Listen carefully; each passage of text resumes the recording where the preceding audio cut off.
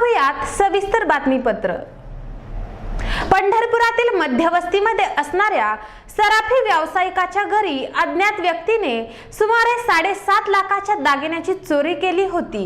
या चोरीतील काही संशयित आरोपी पोलिसांनी तपास करून ताब्यात घेतलेत।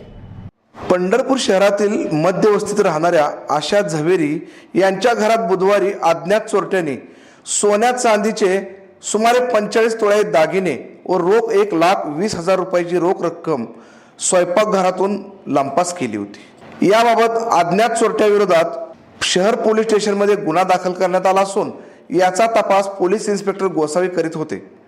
दरम्यान या प्रकरणी गुरुवारी दुपारी 2:30 वाजण्याच्या सुमारास अज्ञात चोरट्यांनी सोने व रोख रक्कम असलेली बॅग घराच्या पाठीमागे टाकून पलायन केले। सदर बॅगेची तपासणी करून पोलिसांनी पंचनामा केला। यामध्ये रोख रक्कम 1,17,000 रुपये व सोन्या चांदीचे दागिने सापडले।